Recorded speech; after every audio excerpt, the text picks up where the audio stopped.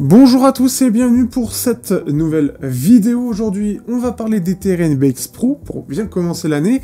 Et donc, qui sont les derniers intras de chez TRN, qui fait partie de la grosse gamme qu'ils avaient sorti en fin d'année. Et notamment, c'est leur plus haute gamme à l'heure actuelle, puisqu'ils coûtent près de 500 €. Sacré ça. Vous pouvez l'avoir d'ailleurs moins cher, vous avez tous les liens dans la description au besoin.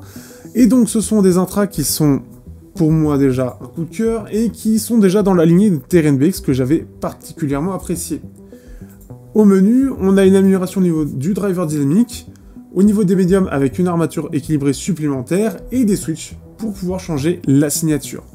Et avec des petits soucis encore, mais ça reste assez léger, mais surtout un son qui est assez incroyable. Je fais aussi une petite parenthèse, j'ai ouvert une chaîne sur le côté VR, alors je sais que vous n'êtes pas forcément très jeux vidéo tout ça, mais pour ceux qui s'intéressent à la VR, vous pouvez me rejoindre directement sur la chaîne que vous avez en description ou même du coup en commentaire.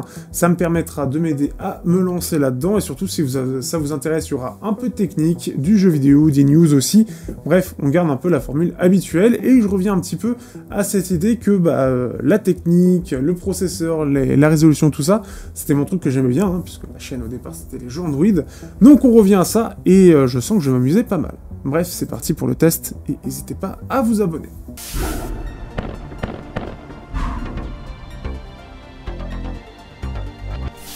Au niveau du design, les TRN BX Pro ont donc repris la même formule, ce qui fait qu'on va avoir un corps qui est en métal et qui cette fois-ci est avec des vis, alors dont une des corps actives qui s'est barrée, puisque sur un des deux écouteurs, j'ai la petite vis du bout qui est partie, alors qui sert surtout de décoration, donc c'est un peu dommage. C'est le seul et gros défaut que j'ai, c'est que malheureusement, il y a peut-être ce truc-là à la limite. Par contre, en reprenant le même design, on va avoir un corps qui est quand même assez gros. Donc pour ceux qui ont des petites oreilles, ça risque d'être quand même assez limite et assez épais. On y retiendra surtout que au niveau de la peinture, on est sur une peinture noire, et ce qui fait qu'ils ont amélioré quand même le process au niveau de tout ça, puisque par rapport au premier BX qui prenait énormément de rayures, et puis c'était son gros défaut là-dessus, et bien ici il n'en prend pas du tout. Et même pour ça, j'ai pas forcément très bien traité les intras. La peinture noire est bien restée en place, donc déjà c'est quand même une petite amélioration qui est bonne. Au niveau du câble, on a une amélioration aussi. Bref, après ça reste un peu dans la même idée, tout en noir, un petit peu plus qualitatif je trouve, avec toujours le côté où on peut changer bien évidemment d'embout, puisqu'elle est modulaire, donc 2.5, 3.5, 4.4, tout est fourni bien évidemment, et des embouts de partout, donc les embouts TRNT, les embouts noirs, que personnellement je préfère pour le coup sur ceux-là parce qu'ils amènent un peu plus de basse, et des embouts à mémoire de forme. On a un packaging qui est assez complet comme d'habitude chez TRN sur les grosses gammes, donc ce qui est assez cool là-dessus, et ce qui en fait des intras qui, en termes de design et packaging, sont particulièrement réussis. Comme je l'ai dit au début, c'est surtout au niveau du confort sur les petites oreilles où ce sera peut-être un peu limité, et le fait qu'il est possible que pour certaines, alors peut-être que c'était les pré-séries, la vis se barre, en tout cas au moins une. Après j'imagine que c'est collé, je me suis pas encore amusé à tout enlever, mais ce qui fait que c'est vraiment le seul souci que j'ai, et je tiens quand même à le noter là-dessus, et c'est quand même un petit peu dommage qu'à ce prix-là, on ait ce genre de petites déconvenues, mais après le risque zéro n'existe pas.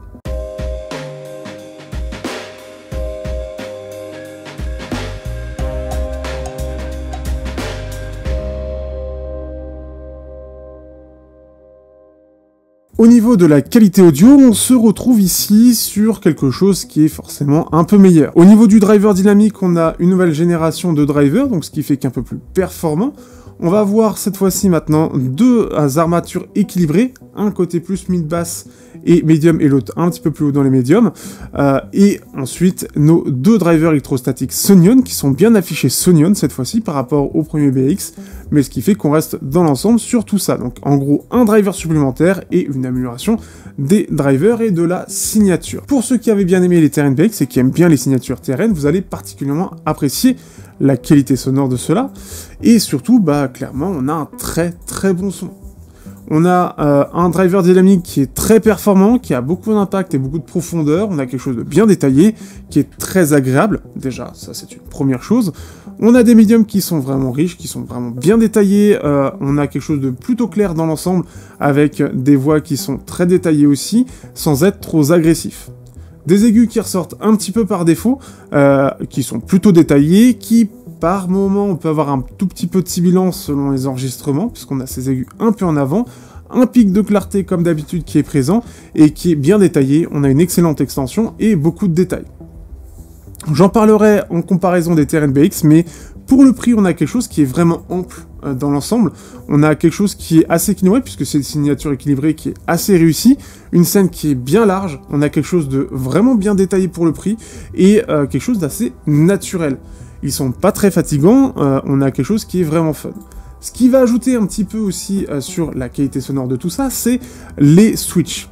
Moi, je me suis beaucoup amusé avec le switch du milieu à le pousser, pour avoir globalement une signature un petit peu plus douce, notamment des aigus qui sont un petit peu plus en retrait, et ce qui fait que c'est vraiment efficace. On a quelque chose qui est aussi impactant que sur les TRN BA16, donc avec plusieurs décibels de différence entre chaque réglage, et je vous les mets, bien évidemment, vous avez en tout début de partie toutes les courbes avec les différents switches, mais ce qui fait que ils sont vraiment efficaces.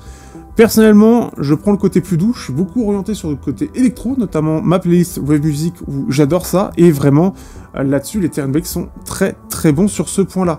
Mais ce qui est bien, c'est qu'on peut avoir vraiment cette gestion de comme on a envie. Si on préfère un petit peu plus la signature originelle des TRN BX, on peut. Si on veut une signature un peu plus douce avec des aigus un peu plus en retrait, c'est tout à fait possible, un peu plus orienté médium, etc.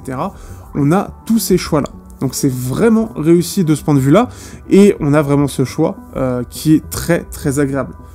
Personnellement, comme j'ai dit, c'est vraiment le côté milieu, ou même en standard, je trouve qu'il est très bien réglé et très polyvalent, avec ce côté un petit peu clair, avec son petit pic de clarté qui est présent, sans être réellement agressif.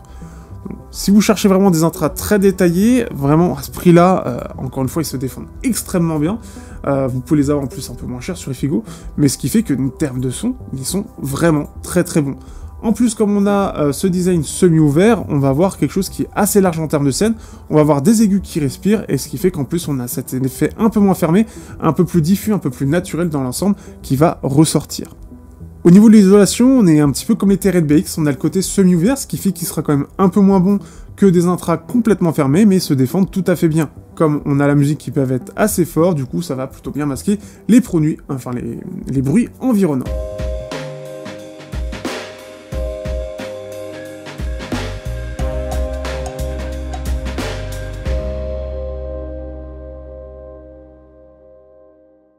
Au niveau des comparaisons, je répète un petit peu le fonctionnement de la partie comparaison.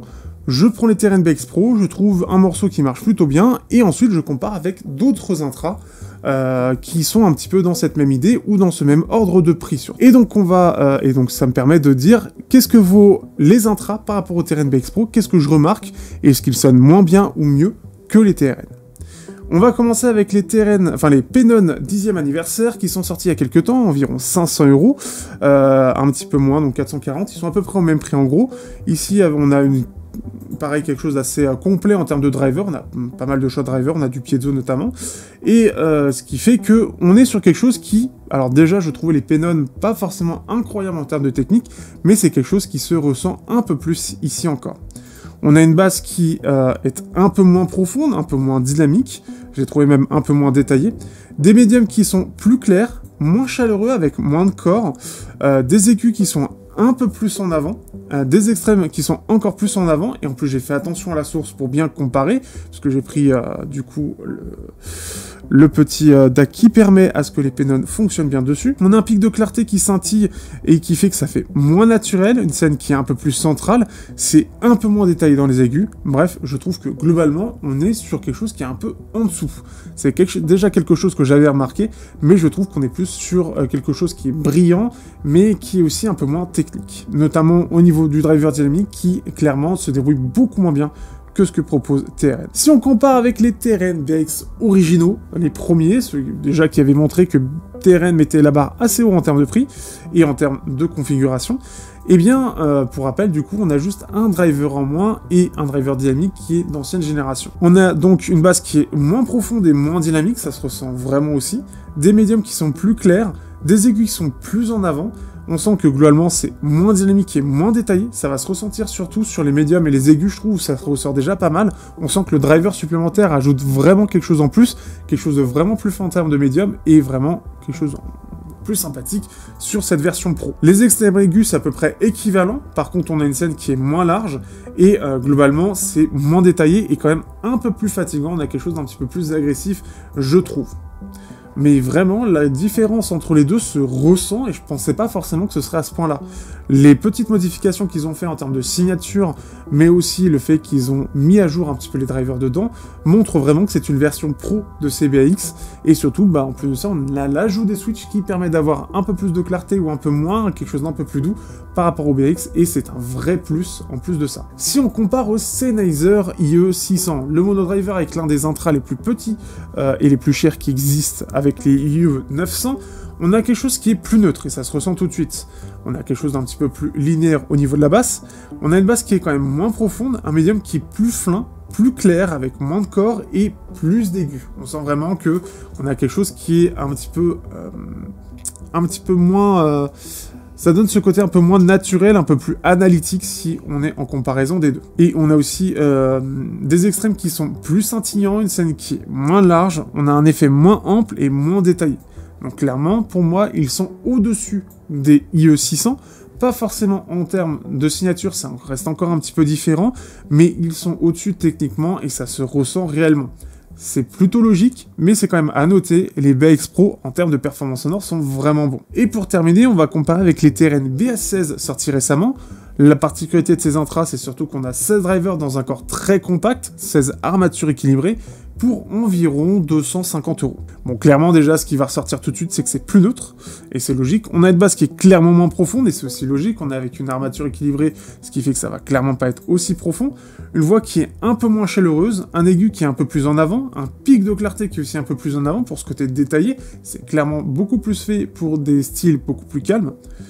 Une scène qui est un peu moins large, c'est un peu moins détaillé aussi, et un peu moins dynamique. Donc clairement, qu'est-ce qu'on peut penser de ces intras face à la concurrence? Ils se défendent incroyablement bien. Déjà, j'avais apprécié énormément les TRN BX pour le côté très technique pour le prix. Ici, on est certes une gamme au-dessus, mais par contre, techniquement, on est aussi bien. Et ce qui fait que, on est même meilleur, et ce qui fait que, même par rapport au Penon 10e, je trouvais que, justement, c'était déjà... pas des intras incroyables, et les BX Pro, ils remettent un petit clou dans la machine, ou bien on met des clous dans les machines, et ce qui fait que, clairement, ça se ressent, quoi. Les Penon, ils sont quand même en dessous en termes de gamme, et ils sont, pour moi, trop cher payés par rapport aux BX Pro, certes avec moins de soucis de design, mais, techniquement, ça suit pas trop. Et surtout, face aux IE600, qui sont quand même de base plus chers, mais forcément plus limités, techniquement.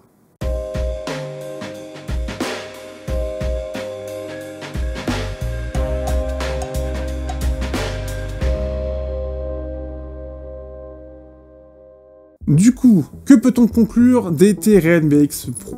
Ce sont de très bons intras. Et pour dire à quel point, alors après ça reste de ma vision à moi, pour dire à quel point, c'est que j'ai eu beaucoup de mal à les lâcher le temps où je n'ai plus vraiment fait de vidéos, et surtout le temps des vacances, puisque je les ai énormément écoutés. Ils sont très polyvalents, mais ils sont aussi très performants. C'est clair que par rapport au TRN BX, ils font clairement pas le poids, la différence entre les deux est quand même vraiment importante, donc tout dépend de votre budget, bien évidemment, mais pour ceux qui adorent les BX et qui se disent « bon, j'aimerais bien quand même un peu mieux, mais j'aime beaucoup cette signature », clairement, vous allez apprécier. Le fait qu'en plus de ça, on ait les switches, qui est vraiment la mode du moment, ils apportent réellement quelque chose. On a une vraie différence entre les switches. Il y a encore quelques années, les filtres et les switches étaient vraiment limités en termes d'impact.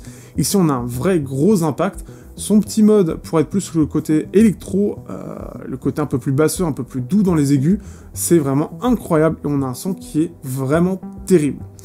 Face à une concurrence qui est quand même assez féroce dans cette gamme de prix-là, TRN montre qu'ils ont un savoir-faire en termes de son, ils ont une signature qui reste toujours dans cette même idée, donc si vous appréciez la signature TRN, vous allez apprécier, et le côté technique permet vraiment encore plus de l'apprécier, mais en plus de ça, que face à la concurrence, leur expertise, elle est vraiment très bonne.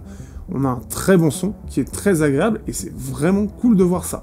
Le seul bémol dans tout ça, mais encore, est-ce que c'est que moi? Je ne sais pas, mais c'est la petite vis, qui pour moi est une vis décorative. Alors il y avait bien la colle, ils avaient bien tout fait, mais peut-être pas assez, ce qui fait qu'elle est partie. Et où elle est partie, ça je ne sais pas. Ce qui fait qu'en termes de design là-dessus, ça fait un peu moins propre, et que pour retrouver la vis exacte, ça va être un peu chiant. Mais c'est le seul défaut que j'ai trouvé, parce qu'ils ont amélioré les quelques autres points. Là, ils ont ajouté des vis. Bon, il y a un petit défaut dedans. Malheureusement, c'est pas terrible, parce que surtout à ce prix-là, c'est un peu difficile à faire passer. Mais globalement, j'en suis extrêmement satisfait, j'ai pas eu d'autres soucis de ce point de vue-là. Tout a été amélioré, et surtout, la qualité sonore a été clairement améliorée, et pour mon plus grand plaisir.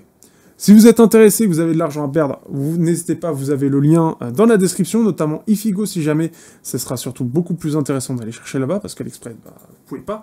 Et normalement, il est pas trop cher, il a peut-être un peu descendu, donc n'hésitez pas.